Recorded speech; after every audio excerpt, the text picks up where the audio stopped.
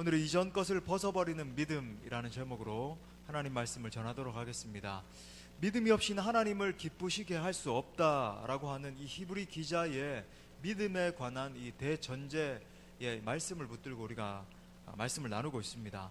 히브리서는 이 극심한 박해 가운데 있는 유대인 그리스도인들에게 보낸 편지입니다. 특히 이제 AD 64년부터 로마의 극악 무도했던 황제 있죠. 네로 황제가 이제 대박해를 시작을 했는데 그 박해 가운데 놓여진 그리스도인들을 격려하고 세우기 위해서 쓰여진 본문이 바로 이 히브리서 말씀입니다. 그런 정황 가운데서 이 히브리 기자는 이 모든 어려움을 극복할 수 있는 키가 있는데 그것이 바로 믿음이다. 그러면서 그런 정황 가운데서 믿음으로 말미암아 어려움을 통과하고 하나님께 영광을 올려드렸던 그 믿음의 선배들을 봐라 하면서 나열한 것이 히브리서 11장 말씀이고, 또 그 믿음에 관한 말씀이 오늘 12장에도 계속 이어지고 있는 겁니다. 반대로 여러분, 믿음이 없으면 모든 것이 다 무너지는 것은 한순간의 일이에요. 창세기 32장 1절부터 2절에 보면 오랜 이 타향살이를 끝냈던 야곱이 고향으로 돌아오는 장면이 나옵니다. 돌아오는 길에 마하나임이라고 그러죠. 하나님의 이 거대한 천사의 무리가 함께 하는 것을 본 거예요. 그러니까 하나님의 임재가 야곱과 함께 하심을 본 겁니다. 눈으로 이미 확인을 한 거예요. 자기 자신을 지키기 위해서 천사가 이제 호위를 하고 있다, 이걸 눈으로 확인했음에도 불구하고 어떻게 합니까? 에서가 군사 400명을 데리고 온다라고 하는 소식을 듣자마자 벌벌벌벌 떨면서 이제 나는 죽었다, 나 이제 끝장이다, 그렇게 생각했지 않습니까? 그러니까 여러분, 하나님의 보호하심보다 실제로 영의 눈을 떠서 군대가 호위하고 있는 것을 봤는데, 하나님의 사자들이 호위하고 있는 것을 봤음에도 불구하고 그 하나님보다 에서의 군대가 더 커 보였던 겁니다. 자기 영 에서가 더 커 보였던 거예요. 여러분, 이 장면이 보여주는 것이 무엇인가? 믿음이 없으면 마음에서부터 먼저 와르르 무너지는 거예요. 이렇게 되면 하나님께서 아무것도 하실 수 없습니다. 여러분, 그런 의미에서 우리가 하나님의 일을 성취할 수 있는 관건은 마음으로부터 강한 믿음을 가지는 것입니다. 그래서 오늘도 우리가 어떻게 하면 더 강한 믿음을 붙들고 승리하는 삶을 살아갈 수 있을 것인가, 세 가지로 살펴보면서 은혜를 나누겠습니다. 첫 번째는요, 자신의 믿음을 점검해야 됩니다. 우리 한번 따라합시다. 자신의 믿음을 점검하라. 진짜 점검해야 돼요. 여러분, 믿음은 물론 성도들마다 각기 다 다릅니다. 다 달라요. 근데 주님의 관점에서 보면 크게 두 가지 믿음으로 나뉘어서 생각을 할 수 있어요. 하나는 책망받는 믿음입니다. 다른 하나는 반대로 칭찬받는 믿음이 있어요. 성경에 보면 주님께서 교회를 아주 무섭게 책망하시는 장면이 나오는 것을 보게 됩니다. 요한계시록 2장에 보면 주님은 이 에베소 교회를 아주 강하게 책망을 하시는데 우리가 크게 경계에 삼아야 되는 메시지가 나옵니다. 계시록 2장 4절부터 5절에 보니까 이렇게 말해요. 그러나 너를 책망할 것이 있나니 너의 처음 사랑을 버렸느니라. 그러므로 어디서 떨어졌는지를 생각하고 회개하여 처음 행위를 가지라. 만일 그리하지 아니하고 회개하지 아니하면 내가 내게 가서 내 촛대를 그 자리에서 옮기리라. 그러니까 내 처음 사랑을 버렸다라고 했는데 이건 뭐냐면 너의 믿음의 이 뿌리가 되는 근본을 완전히 잃어버렸다라고 하는 거예요. 그래서 뭐라 그러냐면 5절에 보니까 너가 어디서 떨어졌는지를 생각해라. 지금 어느 정도 이 교회가 하나님의 반열에 서 있는 게 아니라 완전히 떨어졌다는 거예요. 믿음을 잃어버린 이 에베소 교회를 바라보시면서 주님이 통탄하는 마음으로 책망하고 있는 것을 보게 되는 겁니다. 여러분, 우리도 그렇지 않습니까? 우리가 얼마나 자주 주님을 향한 사랑을 잃어버리고 믿음을 잃어버렸음에도 불구하고 양심의 가책을 느끼지 않고 그렇게 살아가고 있냐고요. 주님을 향한 그 처음 사랑, 내가 처음 주를 만났을 때 정말 펑펑 울면서 하나님의 보좌 앞에서 하나님, 저같이 못난 죄인을 살려주셨습니다, 그렇게 찬양하고 울고 했던 그 감격, 그 믿음 다 잃어버리고 있는데도 불구하고 더 이상 고민하지 않고 살아가는 우리의 모습을 보게 되더라는 겁니다. 여러분, 이런 우리의 모습을 보시면서 아파하시고 책망하시는 주님의 음성을 들어야 된다라고 하는 거예요.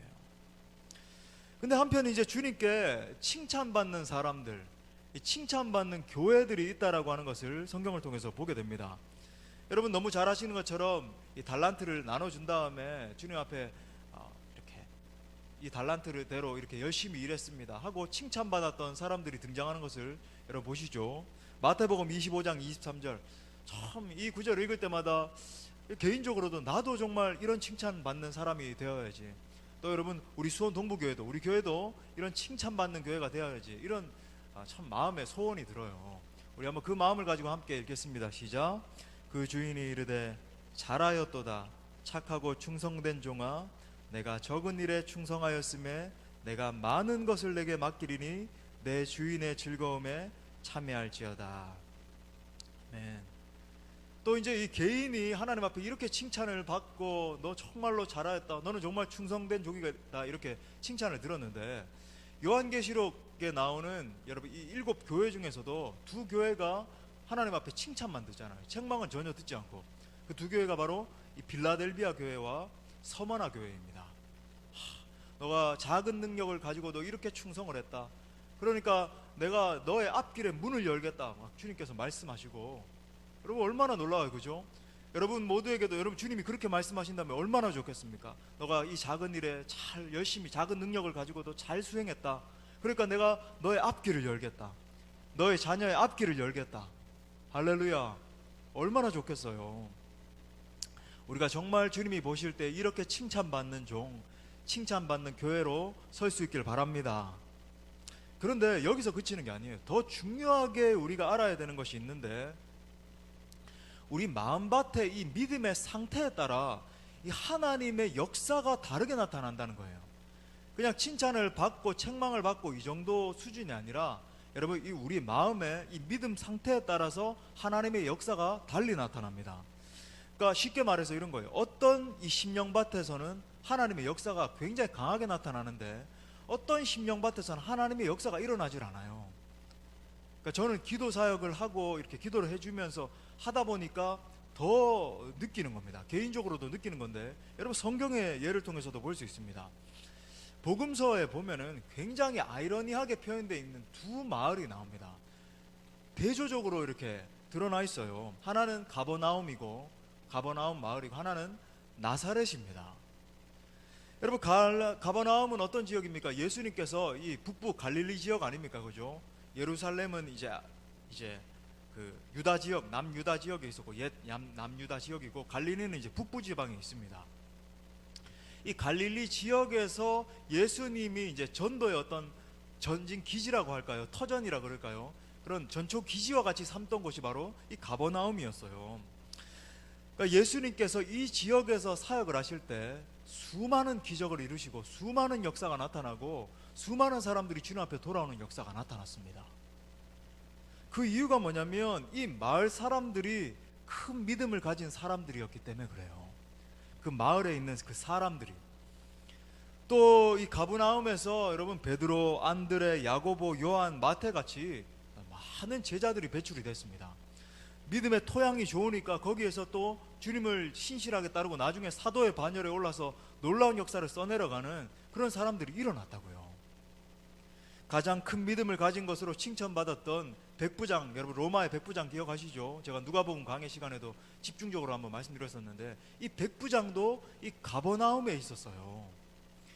여러분 가버나움에서 일어난 역사들에 대해서 성경에서 이렇게 기록하고 있습니다. 마가복음 1장 34절에 보니까 예수께서 각종 병이든 파는 사람을 고치시며 많은 귀신을 내쫓으시되, 수많은 역사를 이 가버나움 땅에서 이루신 거예요. 반면에 대조적으로 나사렛이 있습니다. 나사렛. 여러분 이 나사렛은 불과 이 가버나움에서 한 30km 정도 떨어진, 그러니까 뭐 수원이라고 하면 화성 저 끝도 아닐 거예요, 그죠? 30km, 그렇게 뭐 멀리 떨어져 있는 거리도 아닌 지역이었고, 또 여러분 아시는 것처럼 우리가 예수님을 부를 때 어디 예수 그럽니까? 나사렛 예수 그러잖아요. 그 이유가 뭐예요? 고향이 나사렛이기 때문에.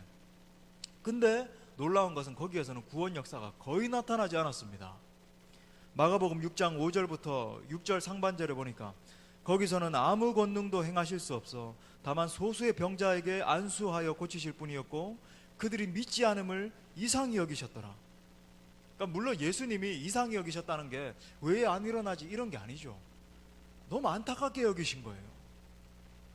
그들의 심령 상태가, 그들의 이 믿음의 상태가 어떠한지를 예수님 너무 잘 아셨기 때문에 그 상태를 바라보시면서 안타깝게 여기신 겁니다. 여러분 보십시오. 동일하게 예수님이 역사하셨어요. 여러분 예수님은 하나님 아닙니까? 전능자, 온 우주를 창조하신 그 하나님 아닙니까? 그 하나님이 사역하셨음에도 불구하고 한 곳에서는 많은 역사가 일어났는데 한 곳에서는 거의 역사가 나타나지 않았어요.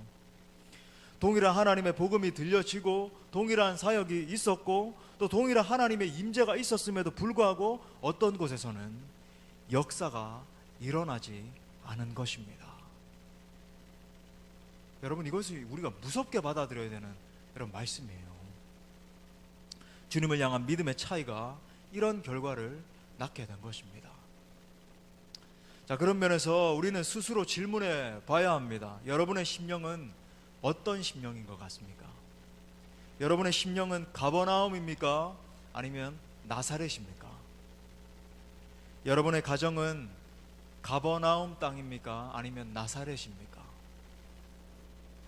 사랑하는 여러분, 믿음은 하나님과의 관계의 시작이고 중심입니다. 그러므로 이 믿음이 없이는 하나님을 기쁘시게 할 수 없다. 하나님의 영광도 볼 수 없다. 하나님의 역사도 체험할 수 없다. 하나님께 영광을 올려드리는 삶을 살 수도 없다라고 하는 이 진리는 자명한 진리예요. 이 시간 여러분의 마음밭을 점검하시고 우리 모두 한 사람도 빠짐없이 믿음의 사람으로 설 수 있기를 간절히 바랍니다. 자, 두 번째는 이 자리에 서면 안 돼요. 더 나아가서 믿음의 장애물을 제거해야 됩니다. 또 한번 따라합시다. 믿음의 장애물을 제거하라. 자, 오늘 1절 말씀에 보니까 뭐라 그럽니까? 모든 무거운 것과 얽매이기 쉬운 죄를 먼저 벗어버려야 된다. 그러니까 여기서 말하는 무거운 것들과 얽매이기 쉬운 이 죄라고 하는 것은 우리가 믿음의 경주를 하잖아요. 그러니까 어떤 이 믿음의 경주는 단거리가 아니라고 제가 말씀드렸습니다. 100m 여기 딱 하면은 막 달려가지고 꼬린 이제 모든 경주 끝났다 이런 게 아니라 긴 마라톤과 같은 여정이라고 말이잖아요. 아주 인내심을 가지고 끝까지 완주해야 되는 여정인데 여러분 이 믿음의 경주를 걷는 데 있어서 방해가 되는 요소가 있다라고 하는 거예요. 우리를 걸려 넘어지게 하고 주님 바라보지 못하게 하는. 고린도후서 5장 17절에서 사도 바울도 이렇게 말했습니다. 그런즉 누구든지 그리스도 예수 안에 있으면 새로운 피조물인데 기억해야 되는 것이 있어요. 이전 것은 지나갔으니 보라 새 것이 되었도다. 여기서 중요하게 붙들어야 되는 포인트가 있는데 어떤 의미에서 이 믿음의 삶이라고 하는 것은 이전 것이 지나갔음을 믿음으로 인정하는 삶이라고 하는 겁니다. 하지만 여러분 많은 사람들이 믿음의 경주를 걸어간다, 믿음의 삶을 살아간다라고 하면서도 여기서 말하는 무거운 것 그리고 이 얽매이기 쉬운 죄에 매여서 제대로 된 믿음의 삶을 살지 못하는 것을 보게 되는 거죠. 분명한 것은 믿음을 무너뜨리는 모든 장애물들을 극복해야 됩니다. 자, 그러면 오늘 좀 중점적으로 살펴보려고 하는 포인트가 이 포인트인데 이 우리 믿음을 무너뜨리는 장애물들이 어떠한 것이 있는가 세 가지만 살펴보겠어요. 첫 번째는 죄입니다. 죄. 오늘 본문에서도 말하는 것처럼 죄. 물론 여기서 말하는 이 죄라고 하는 것은 우리를 무너뜨리는 모든 죄의 종류들을 말하는 겁니다. 포괄적인 의미에서 우리가 죄를 붙들고 있으면 결코 여러분 하나님의 의를 이루어드리는 삶을 살 수 없어요. 여러분 착각하시면 안 됩니다. 내가 죄를 가지고 아직까지 해결되지 못한 죄가 있음에도 불구하고 내 삶이 잘 되네. 여러분 그건 잘 되는 게 아니라 어떤 의미에서 재앙이에요. 주님이 유기하시는 겁니다. 큰일 나는 거죠. 여러분 우리 기억해야 됩니다. 죄는 그 자체로 아주 무서운 권세를 가지고 있어요. 예수님은 이 죄의 무서운 권세에 대해서 이렇게 말씀하셨습니다. 요한복음 8장 34절에 보니까 예수께서 대답하시되 진실로 진실로 너희에게 이르노니 죄를 범하는 자마다 뭐라 그럽니까? 죄의 종이라. 죄를 범하는 자마다 죄의 종이라는 거예요. 그러니까 어떤 사람이 죄를 범한다라고 하는 것은 그것으로 끝나는 게 아닙니다. 여러분 그게 끝나는 게 아니라 합법적으로 죄의 종이 되는 자리에까지 내려가는 것을 의미하는 거예요. 그때부터 쉽게 말해서 죄의 권세가 그 사람의 삶을 완전히 탁 혹겨가지고 질질질질 끌려가는 죄의 종된 삶을 살아가게 되는 거예요. 그러니까 죄의 권세가 이 사람의 모든 삶을 무너뜨리고 이 사람에게 있는 모든 행복을 다 앗아가고 결국 이 사람을 삶이 다 통과하고 봤더니 하나님께 하나도 영광 올려드리는 삶이 되지 못하는, 평생 그냥 죄의 종만 돼가지고 질질질질 끌려가다가 영원한 사망으로 떨어져 버리는 그런 삶을 살게 만든다라고 하는 거예요. 1907년 1월 14일 15일 이 평양 장대현 교회의 신년 연합 집회 때 큰 부흥이 일어났습니다. 이 집회 처음에는 아무런 역사가 일어나지 않았어요. 그래서 이렇게 느꼈다라고 합니다. 집회 가운데서 영적인 어떤 분위기가 하나 감지됐는데 정말 성령의 역사를 가로막는 어떠한 점이 있다, 어떤 요소가 있다, 감지를 한 겁니다. 그래서 부흥회가 진행이 되면서 부흥이 촉발되게 된, 여러분 잘 아시는 것처럼 부흥이 일어나잖아요. 근데 이 부흥이 촉발되게 된 어떤 영적인 계기가 있었습니다. 나중에는 목사님이 되셨지만은 당시 장대현 교회의 길선주 장로님이 온 회중 앞에서 일어나서 회개하기 시작했어요. 여러분, 저는 친구가 유언하며 남긴 돈 200원 중에 100원을 가로챘습니다. 당시에 100원은 큰 돈이었겠죠. 저는 하나님과 사람들 앞에 죄를 지었습니다. 이렇게 고백을 하고 이 장로님이 앞에 서서 펑펑 울면서 회개하시기 시작했어요. 이 고백을 들은 옆에 있던 회중들이 저마다 저도 이런 죄를 저질렀습니다. 제가 어디에 집에 가가지고 어떤 도둑질을 했습니다. 제가 그 살인이 일어났을 때 그 살해한 사람이 바로 저입니다. 제가 간음의 죄를 범했습니다 하면서 사람들이 저마다 막 일어나서 공개적으로 막 자신의 죄를 회개하기 시작했어요. 교회가 울음바다가 되었습니다. 그때 강력한 성령의 능력이 임하기 시작했어요. 문헌에 의하니까 사람들이 막 대굴대굴 구르면서 밤새도록 회개하는 역사가, 밤 10시부터 시작된 그 회개의 역사가 다음날 새벽 4시까지 이어졌고, 아침이 밝아왔는데 사람들이 다시 막 하나님 앞에 몰려와서 막 회개하고 울부짖고 그런 역사가 계속되었습니다. 그때부터는 이 부흥의 불씨가 온 전국으로 퍼져나가서 전국적인 대부흥의 역사가 일어나게 된 거예요. 그러니까 우리가 아는 이 평양 대부흥 운동이 일어나기 시작한 겁니다. 여러분, 이처럼 회개하지 않는 죄는 믿음의 장애물이 됩니다. 하지만 회개하는 심령에 주님은 성령을 부어주십니다. 회개하는 심령을 변화시키셔서 주님은 하나님의 영광을 위한 도구로 사용해 주시는 거예요. 그러므로 사랑하는 형제 자매 여러분, 죄 문제가 있을 때마다 여러분 주저하지 마시고 주님의 십자가 앞으로 나갈 수 있기를 바랍니다. 내 모든 이 추한 죄의 문제가, 죄의 권세가 내 삶을 완전히 옥죄어서 내 삶을 질질 끌려가는 그 엄청난 저주의 삶을 끝낼 수 있는 비결은 십자가밖에 없는 줄 믿어요. 십자가 앞에 나아가는 것입니다. 주님 앞에 회개하기 시작하는 거예요. 십자가를 붙들고 철저히 회개하며 나아갈 때에 비로소 이 죄라고 하는 믿음의 장애물이 사라지게 되는 것입니다. 자, 두 번째 장애물은 이 상처와 쓴뿌리의 문제입니다. 상처와 쓴뿌리의 문제. 자, 안타까운 것은 너무나 많은 분들이 이 상처의 문제, 이 쓴뿌리의 문제로 고통을 당하고 있다라고 하는 겁니다.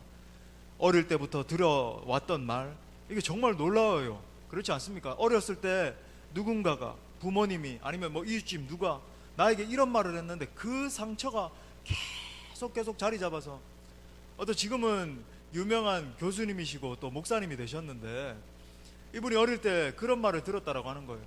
그러니까 키가 어릴 때부터 좀 컸답니다. 근데 동네 아낙들이 이제 빨래터에서 이렇게 빨래를 하다가 그 청년이 이제 어렸을 때, 청년도 되기 전이구나, 청소년 때인가, 하여튼 그때 이제 걸어오는 장면을 보면서 이렇게 말했다는 거예요. 참 너는 멀대같이 키만 크고 매력이 하나도 없다. 그 말을 듣고 이분이, 목사님이 되신 이분이 청년 시절을 지나는 내내 연애 한번 못 해보고 주눅이 들어가지고 그렇게 청년 시절을 통과해서 40살이 될 때까지 무려 한 번도 연애도 못 해봤다라고 하는 거예요. 그러니까 이 말이 완전히 그 사람의 삶을 옥죄어서. 근데 이제 이분이 미국에서 유학을 하고 있는데 어느 날 서양 사람이 이분에게 다가와가지고, 이 서양 여자가 참 이렇게 어떤 에피소드가 있긴 있었겠죠. 갑자기 뜬금없이 얘기하지는 않았을 겁니다. 근데 이분이 이야기하시는 게 뭐냐면, 옆에 벤치에 앉아서 당신은 참 키도 크고 동양 사람인데도 참 서양 사람처럼 이렇게 생기고 매력이 아주 넘친다고. 그때부터 이 두 사람이 이렇게 짝지어져서 실제로 결혼해서 사모님이 되셔서 지금 한국에서 사역을 하고 계시고. 예. 그러니까 말이, 여러분, 한 사람의 이 말이 이렇게 탁 들어갔을 때 그 사람을 막 파괴하기도 하고 그 사람을 살리기도 하고. 여러분, 그래서 성도들 간에 말하는 것도 정말 지혜롭게 잘해야 되는 거예요. 말이, 여러분, 한 사람을 살리기도 하고 죽이기도 하고 그러는 거죠. 또 부모들의 이 잘못된 모습을 보면서, 그죠? 막 분쟁하는 부모들의 모습을 보면서 자라서 그게 평생의 짐이 돼가지고 살아가고, 또 친구들 간에 받았던 어떤 부정적인 영향, 안 좋은 친구들 때문에, 그죠? 받았던 그런 것들, 학교나 직장에서 받았던 그 상처들, 이 모든 것들이 사람의 내면을 파괴시키는 거예요. 결국 이러한 상처는 이 내면 가운데 깊이 뿌리 박히게 돼서 이게 쓴뿌리로 자리 잡게 되는 겁니다. 그러니까 오늘 이제 뒤에 보면은 히브리서 12장 15절에 보면 이런 구절이 나오잖아요. 너희는 하나님의 은혜에 이르지 못하는 자가 없도록 하고 또 쓴뿌리가 나서 괴롭게 하여 많은 사람이 이로 말미암아 더럽게 되지 않게 하며. 그러니까 이 쓴뿌리는 쉽게 말해서 이런 거죠. 제가 전에도 한번 말씀드렸는데, 상처가 쌓이고 해서 이 내면에 깊이 뿌리 박히게 된, 이게 이제 쓴뿌리로 자리 잡히게 되는 거예요. 여러분 보십시오. 쓴뿌리가 한 사람에게 자리 잡히게 되면 그냥 이렇게 자리 잡히고 그냥 아프고 이런 정도가 아니라 이 사람의 전체 인생을 뒤흔들어 버립니다. 저는 정말 이 쓴뿌리에 사로잡혀 가지고 평생을 눈물 흘리면서 괴로워하면서 살아가는 수많은 사람들을 만나게 되는 거예요. 그러니까 내면이 무너지니까 인간관계에도 어려움을 겪게 되고, 가정생활에도 문제가 생기고, 학교생활, 직장생활 다 무너지는 거예요. 특히 여러분, 이 쓴뿌리가 가져오는 두 가지 내적인 현상이 있음을 알아야 되는데, 여러분 이것에 대해서, 요 포인트에 대해서는 제가 작년에 이 영적 전쟁 강의할 때, 그죠? 이 쓴뿌리에 대해서 거의 뭐 17번째 시간인가 18번째 시간인가 강의를 했었습니다. 그걸 좀 참고하시면 좋은데, 다시 한번 이 부분을 좀 짚고 넘어가고 싶어요. 여러분, 이 쓴뿌리가 가져오는 두 가지 현상이 있는데 그건 뭐냐면 수치감과 두려움입니다. 우리 한번 따라합시다. 수치, 두려움. 여러분, 이게 어디서부터 알 수 있냐면, 아담이 죄를 범해서 그 죄의 영향력이 완전히 아담과 하와를 사로잡았을 때, 이 죄가 아담에게 깊은 상처와 여러 가지 이 아픔을 심어줬을 때 발견되게 된 거예요. 아담이 수치감을 느꼈죠. 그래서 어떻게 했습니까? 내가 부끄러워하여 숨었나이다. 수치감을 느끼는 거죠. 여러분, 이 수치감이 내 마음 가운데 자리 잡기 시작하면 자존감이 점점 하락하기 시작해서 대인 관계에서 잘못된 선택을 하게 됩니다. 그러니까 많은 분들이 이 분노를 가지고 있는 많은 분들이 있어요. 내면에 분노가 있는 겁니다. 툭하면 조금만, 평소에는 이제 평안한 것 같은데 어떤 발화점이 이렇게 탁 건드려지면은 분노가 확 올라오는 그런 사람들이죠. 이런 분들 대부분 이렇게 깊은 내면을 들여다보면 어떤 포인트에서 이 깊은 수치감이 있었던 거예요. 그러니까 여러분, 분노하면 어떻게 됩니까? 대인관계가 파괴가 돼요. 예.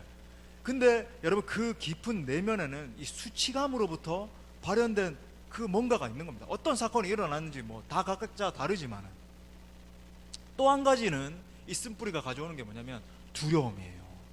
아담과 하와가 하나님을 두려워하기 시작했잖아요. 그 경건한 어떤 경외감을 가지고 하나님 앞에 나가서 내가 주를 경외함으로 하면서 두렵고 떨리는 건강한 반응을 한 게 아닙니다. 그게 아니라 벌벌 공포감에 사로잡히는 이 두려움을 말하는 거예요. 여러분, 결국 이 죄의 이 쓴뿌리로 두려움이 쌓이게 되면 하나님과의 관계가 단절되게 되죠. 그 두려움의 발로로 어떻게 이야기합니까? 당신이 내게 준 저 여자가 이렇게 말해가지고 이렇게 죄를 범했습니다. 남을 탓하는 거예요. 절대로 내가 죄를 지었습니다, 내가 죄인입니다, 이렇게 반응하지 않아요. 당신이 내게 허락해서 준 저 여자가, 여러분 이것은 이중적으로 탓을 하고 있다라고 하는 것을 여러분 볼 수 있죠. 먼저 하나님을 탓하고 있는 겁니다.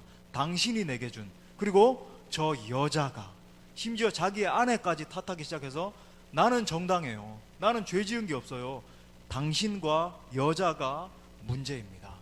절대로 내가 범죄했습니다, 내가 잘못했습니다, 내가 이렇게 해서 상처를 주게 됐습니다. 고백하지 않아요. 완전한 이 자기 중심성 가운데 갇히게 되는 거죠. 나만 상처받았고 상대의 상처는 보이지 않는 겁니다. 여러분, 결국 이 죄와 쓴뿌리로 하나님과의 관계가 단절돼서 저주가 시작되게 된 것이죠. 여러분, 정말 기억하십시오. 여러분이 정말 하나님과 친밀한 사랑, 날마다 막 넘쳐나는 그 사랑, 그런 지체들이 있거든요. 보면 참 날마다 건강하고, 저 지체는 어떻게 저렇게 날마다 밝게 기쁘게 성령 충만하게 하나님의 영광을 추구하며 살아갈 수 있을까? 참 부럽다.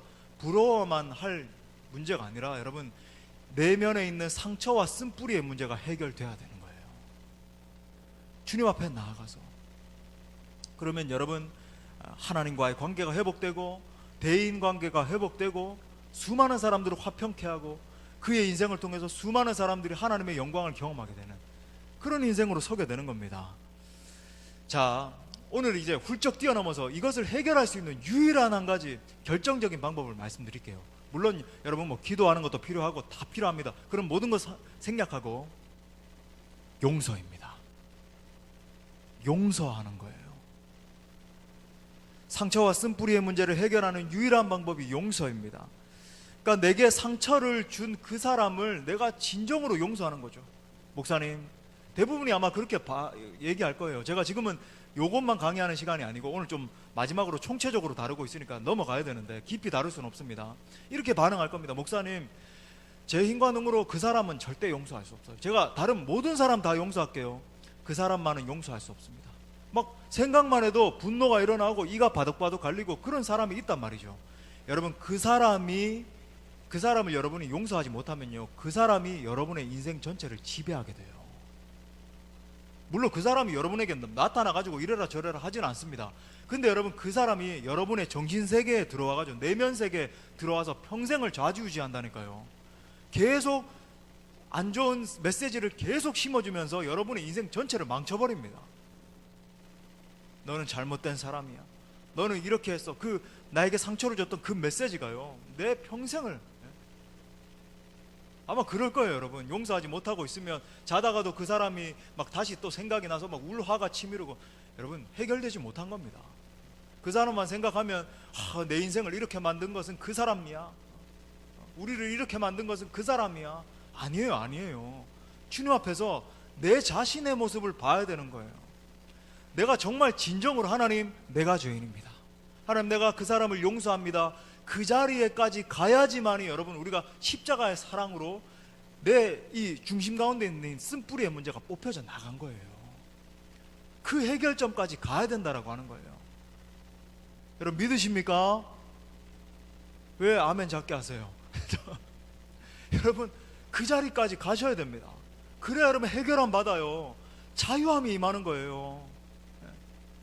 찬양을 해도 자유함이 있고, 그런 분들이 있거든요. 보면은 뭔가 신앙생활을 하면서도 어깨를 짓누르고 있는, 자유함이 없는 거예요. 자유함이, 기쁨이 없고 감사가 없고 뭔가 막 짓눌려 있고. 여러분 내면으로부터 용서하지 못한 지체들을 하나님 앞에 우리 능력으로 할 수 없습니다. 주여, 나 같은 죄인을 십자가 사랑으로 용서해 주신 주님, 나도 그 사랑으로 용서하길 원합니다. 그때부터 치유가 시작되고 회복이 시작되는 거예요. 내 능력으로 할 수 없어요. 나 같은 죄인도 용서해 주신 주님, 예수님, 내가 예수님의 이름으로 그 사람을 사랑하고 용서하기로 결정합니다. 그러면 원수까지도 사랑하게 되는 그 자리까지 가게 되는 거죠. 그 놀라운 예수 그리스도의 용서가 여러분의 중심으로부터 터져나올 수 있기를 간절히 바랍니다. 마지막 우리 걸림돌이 되는 세 번째는 뭐냐면 세상 가치관이에요. 세상 가치관. 여러분, 우리 뇌 속에 이렇게 학습되어진 세상 가치관이 있어요. 그러니까 성경의 가치관이 아니라, 주님이 주시는 가치관이 아니라 세상이 주는 가치관이 있어요. 단적으로 우리가 생각해야 할 수 있는 것이 기복주의적인 신앙입니다. 옛날에 우리 한국교회에 얼마나 이 기복주의적인 신앙이 많았습니까? 그죠? 예수 믿으면 물질적으로 부유하게 되고 뭐 문제가, 번영신학 아니에요. 조엘 오스틴 같은 사람들이 막 웃으면서 잘 되는 나, 긍정의 힘, 예수 믿으면 무조건 승승장구해야 된다, 막 저 집이 내 집이 될지어다, 뭐 여러분 완전히 성경의 시각과 벗어나는 거죠. 그런 식으로 따지면 여러분 예수님은 완전히 실패한 인생 아닙니까? 사도 바울은 실패한 인생 아니에요. 물론 다윗 같은 사람들도 있을 수 있습니다. 근데 그런 분은 특별히 하나님의 사명 감당하기 위해서 정치인으로 세운 케이스고, 여러분 대부분의 여러분 예수 그리스도를 따랐던 제자들이 얼마나 가난과 궁핍의 삶을 견디면서 그렇게 걸어갔냐고요. 성경의 세계관과 대치되는 겁니다. 실제 얘가 생각이 났어요. 10년 동안 경제적인 어려움으로 힘들어하던 이 한 분에게 뜻밖의 기회가 찾아오게 됐습니다. 참 아직도 그 표정을 잊을 수가 없는데, 자기가 이제 이분이 머리도 좋은 분인데, 그러니까 자기가 어떤 개발하게 된 기술이 있는데 이게 특허가 나지 않아서 10년 동안 그렇게 기다리다가 이제 뭐 기도도 받고 뭐 이러는 과정 가운데서 특허가 난 겁니다. 그런데 이제 이분이 드디어 이제 기도 응답이 됐다라고 이제 기뻐를 했는데, 나중에 이야기하지 않는 사실을 털어놓는데 뭐냐면, 이게 이제 특허가 나면서 불법과 연관되어 있다는 사실을 알게 되고는 심각한 갈등에 빠져서 그분이 이렇게 말하는 거예요. 제가 모른 척하고 진행을 해야 되는지 아니면 이 기회를 포기해야 되는지 모르겠습니다. 저는 그 모습을 보면서 저 사람이 왜 저렇게 오랜 시간 동안 연단을 당했는지를 알겠더라고요. 여전히 이 세상적인 가치관을 벗어버리지 못하고 있으니까, 타협하고 있는 그 지점이 있으니까 연단이 더 필요한 겁니다. 하나님의 입장에서 정말 주님의 택한 자녀라고 한다면. 여러분, 이 세상은 하나님에 대한 불신으로 가득 차 있는 세상입니다. 그러니까 제가 여러분에게 신신당부 드리고자 하는 것, 여러분 여기 있는 청년들, 젊은이들 정말 말씀드리는 게 뭐냐면, 이 미디어를 통해서 흘러 들어오는 세상적인 가치관이, 여러분 요즘 이 미디어가 얼마나 많이 있냐고요, 그죠? 이 세상적인 가치관에 여러분을 그대로 노출시키게 되면 여러분은 지금 여기서 말씀을 듣고 있고 뭐 이렇게 하고 있지만 세상적인 사람으로 바뀌어버려요. 세뇌되는 겁니다. 교회는 출석하고 있고 뭐 나는 신앙이다 이야기는 하고 있지만 머릿속에는 완전히 세상적인 가치관으로 가득한 사람, 얼마나 많은 사람이 그런지 모릅니다. 나는 신앙인입니다. 나는 몇십 년 신앙생활을 했습니다. 하지만 그가 말하는 말을 보면 알잖아요. 완전히 세상적인 가치관으로 가득한 모습을 보면서 정말 안타까운 모습을 보는 거죠. 항상 물질에 대해서 염려하면서 사는 권사님이 있었습니다. 재산이 뭐 아주 없는 것도 아닌데 날마다 돈돈 하면서 사는 그런 분이 있었어요. 자연스럽게 아들 내외가 결혼을 한 이후에도 점점 갈등이 심해져 가고 늘 염려와 걱정으로 살았습니다. 그러던 중에 어떤 집회에 참석을 해서 자기 자신의 영적인 문제를 깊이 깨닫게 됐어요. 그러니까 이 권사님이 어린 시절에 아버지를 여의게 됐는데 그때 이제 충격이 너무 컸던 겁니다. 그러면서 이제 혼자 되신 어머니, 이 권사님의 어머니가 이 권사님이 어린 시절부터 정말로 큰일 났다, 돈이 필요하다, 돈이 문제다, 우리 집에 돈이 있어야 된다, 이 돈 하는 말을 계속 반복적으로 들으면서 이 권사님의 마음이 병이 들게 된 거예요. 그때부터 이 권사님이 돈하고 산 겁니다. 그때 이 집회에서 발견하게 된 게 뭐냐면, 내 나이가 50살이 넘었는데도 불구하고 내 마음은 아직까지 아버지가 돌아가셨던 그 10대의 모습으로 그대로 남아있구나 발견하게 된 거예요. 그날 그 권사님이 하나님 아버지께서 자기 자신의 아버지 되심을 깊이 깨닫게 됐습니다. 그뿐만이 아니라 하나님이 날마다 이 권사님의 삶을 보증해 주시고 책임져 주신다라고 하는 사실도 깨닫게 됐어요. 그날 처음으로 이 권사님이 하나님을 아버지, 아버지 하면서 부르면서 울면서 기도하셨다라고 하는 거예요. 그리고 나자 돈 때문에 안다라고 염려하던 마음이 사라지기 시작했습니다. 그때부터 아들 내외와의 관계도 좋아지고 가정의 행복이 찾아왔다라고 하는 거예요. 사랑하는 여러분, 내 마음과 내 생각이 주님의 생각과 주님의 마음으로 바뀌어질 때 진정한 행복이 찾아오게 됩니다. 여러분, 우리 행복의 비결이 바로 그거예요. 우리가 자족하지 못하기 때문에 더 하면서 불행한 삶을 반복하는 것 아니겠습니까? 여러분의 마음과 생각이 정말 성경적인 가치관, 하나님 나라의 가치관으로 바뀔 수 있기를 간절히 바랍니다. 아멘. 마지막 큰 세 번째로, 오늘 하나 더 있습니까? 이건 짧습니다. 하지만 여러분 언급하지 않을 수 없는 부분이에요. 온전케 하시는 예수님을 바라보라는 겁니다. 우리 한번 따라합시다. 온전케 하시는 예수님을 바라보자. 자, 2절 하반절에 믿음의 주여 또 온전하게 하시는 이인 예수를 바라보자 말합니다. 여기서 믿음의 주라고 하는 것은 앞서가면서 인도하는 분을 이야기하는 거예요. 그러니까 리더를 이야기합니다. 예수님 우리의 진정한 리더이십니다. 그 리더이신 예수님을 바라보자. 우리가 믿음의 경주를 하는 가운데 앞서 행하시는 그 예수님을 바라보면 결국 승리할 수 있다라고 증언하는 것입니다. 자, 그렇다면 그 우리가 바라봐야 되는 그 예수님 어떤 분이신가? 하반절에 보니까 이렇게 말하네요. 그는 그 앞에 있는 기쁨을 위하여 십자가를 참으사 부끄러움을 개의치 아니하시더니 하나님 보좌 우편에 앉으셨느니라. 말씀을 준비하면서 또 이 십자가 사랑이 느껴지고 십자가를 참으신 그 주님이 생각이 나면서 얼마나 감격스러웠는지 몰라요. 여러분, 예수님은 십자가의 모든 모욕과 고통을 참아내심으로 말미암아 결국 주님이 주시는 영광을 맛봤던 것입니다. 이 주님을 바라볼 때 여러분 정말 우리가 이 현재 당하고 있는 고난과 수치와 어려움, 이 모든 것을 이길 수 있는 능력을 얻게 되는 거예요. 여러분, 현재 삶이 얼마나 힘이 듭니까? 이 코로나의 위협과 여러 가지 경제적인 어려움으로 힘겨워하는 분들이 얼마나 많이 계십니까? 또 직장에서의 어려움, 자녀와의 관계, 건강의 문제, 재정의 문제 때문에 많은 분들이 힘겨워하고 한숨을 쉬고 있습니다. 심지어 또 우리가 주님 앞에 설 때까지 이 교회 사역을 감당하다가도 어려운 마음을 짊어져야 할 때도 얼마나 많은지 모르겠어요.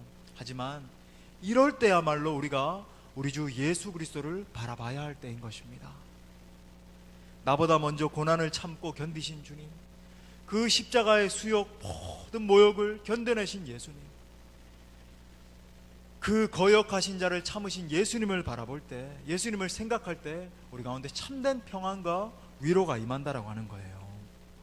또 주님으로부터 위로함을 받고 주님이 주시는 사랑과 은혜를 받을 때 우리에게 아픔을 주는 자들, 이 거역하는 자들을 품고 끝까지 섬길 수 있는 것입니다. 여러분, 예수님을 바라보면 새 힘을 주시고 새 소망을 주시고 새 기쁨을 주시는 것입니다. 여러분, 사역을 하다가 수많은 고통을 당했던 사도 바울, 그 사도 바울도 끝까지 예수님을 바라봄으로 말미암아 내가 경주를 마친다라고 고백하잖아요. 그러므로 피곤하고 낙심이 될 때 세상 환경 바라보지 마시고 끝까지 예수님 바라볼 수 있기를 간절히 바랍니다. 말씀의 결론을 맺겠습니다. 몇 주간에 걸쳐서 이 믿음에 대해서 이렇게 상고를 해봤는데, 이번에 제가 전한 이 말씀들은 건축하는 과정 가운데서 개인적으로 참 많이 상고하고 기도하면서 깨닫게 된 그런 것들을 증거하게 된 것 같아요. 여러분, 오늘 말씀을 정리하자면 먼저 여러분의 마음밭을 정리하십시오. 여러분의 마음밭은 가버나움과 같은 마음이십니까? 아니면 나사렛과 같은 마음밭이십니까? 내 마음의 이 믿음의 상태는 여러분, 만약에 나사렛의 상태에 있다고 한다면 하나님의 역사를 볼 수 없는 거예요. 하지만 가버나움에서 예수님께서 많은 역사를 일으키셨음을 기억할 수 있길 바랍니다. 또한 여러분, 믿음의 사람으로 서기 위해서 버려야 되는 장애물들을 기억하십시오. 여러분, 해결되지 못하고 있는 죄의 문제가 없으십니까? 아직까지 용서하지 못하고 이 상처의 문제로 내가 짊어지고 있는 그 한 사람 있지 않습니까? 또한 아니면 아직도 이 세상적인 사고방식에 사로잡혀 있지 않으십니까? 마지막으로 믿음의 주요 온전케 하시는 이인 예수님만 바라보기로 결정하십시오. 예수님을 바라보면 거기에 진정한 위로와 소망이 있는 것입니다. 아무쪼록 여러분 모두가 정말 이 모든 시간들 통과하면서 믿음이 흐려지고, 정말 그런 것 같아요. 믿음의 양극화 현상이라 그럴까요? 어떤 분들은 더 주님 앞에 뜨겁게 반응하고 고난을 겪는 가운데 더 단단한 믿음의 사람으로 서는 그런 지체가 있는 반면에 어떤 지체들은 믿음을 버려버리고 떠나는, 저는 우리 수원동부교회 모든 성도들이 여러분 전자에 정말 끝까지 믿음 붙들고 더 강한 믿음의 사람들로 서는 모두가 될 수 있기를 간절히 축원합니다. 축복합니다. 아멘. 우리 말씀을 주신 하나님께 영광의 박수 올려드리겠습니다. 우리 함께 찬양하고 오늘도 뜨겁게 기도하는 시간 가지겠습니다.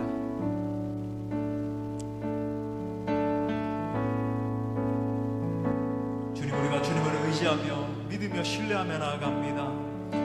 주여, 우린 연약합니다. 우린 오늘을 힘겨워합니다. 주 뜻 이루며 살기에 부족합니다. 우린 연약합니다. 주여, 우린 넘어집니다. 주여, 우린 넘어집니다. 오늘 하루 또 실수합니다. 오늘 하루 또 실수합니다. 주의 긍휼을 구하는 죄인입니다. 우리 주만 바라봅니다. 한없는 주님의 은혜, 한없는 주님의 은혜, 온 세상 위에 넘칩니다.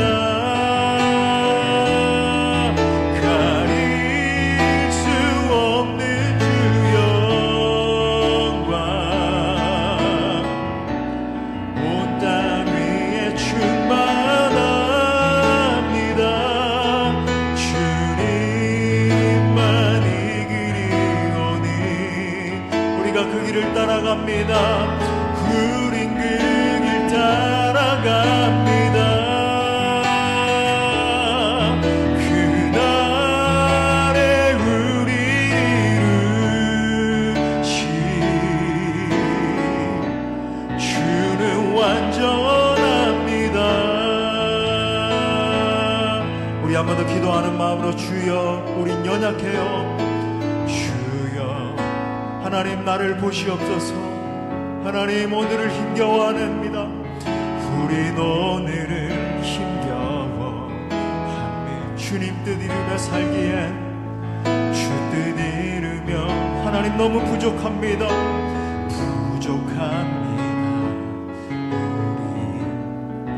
우린 연약한 주여, 우린 넘어집니다.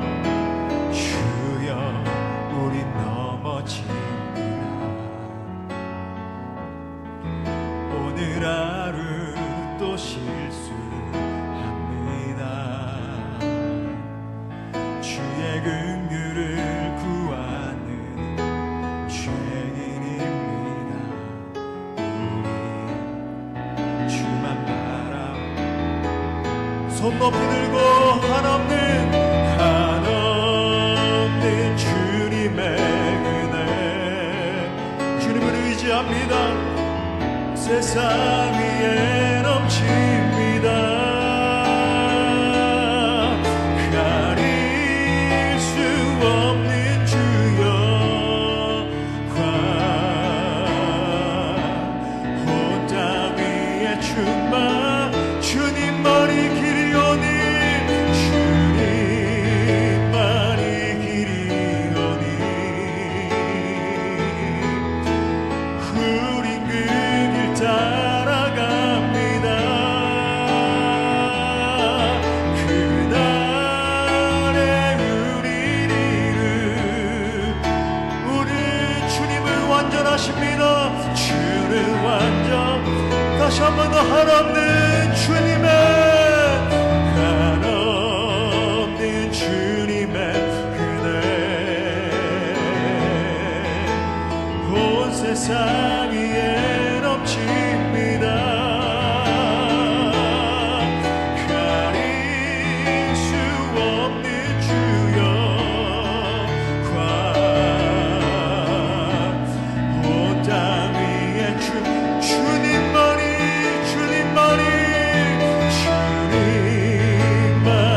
길이. 하나님, 내가 그 길을 따라가겠습니다. 우린 그 길 따라갑니다.